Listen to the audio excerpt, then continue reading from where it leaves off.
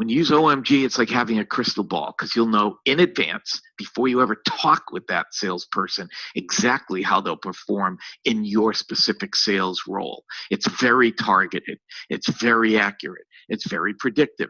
For example, and again, we'll have to update the slide to hit that 2 million number. But OMG makes 3 kinds of recommendations on its assessments: either recommended, not recommended, or worthy of consideration. When there's plenty of sales candidates out there, as there are right now, you don't need to bother with the worthies, because you'll have plenty of recommendeds. But if we go back 6 months to January, when there weren't many sales candidates out there and there were a limited number of candidates who were getting recommended, those worthies of consideration were important to include in the next step, which would be a phone call. So here's what happens.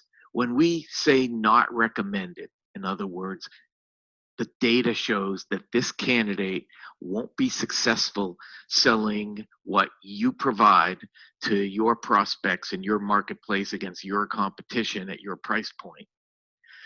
When we say not recommended and the company goes ahead and hires that salesperson anyhow, 75% of those salespeople fail inside of 6 months. It's pretty compelling data.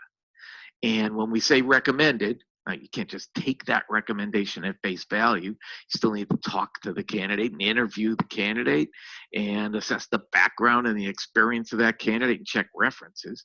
But assuming you've done all that and then you hire that person, 92% of the recommended candidates who are hired rise to the top half of the sales force in 1 year.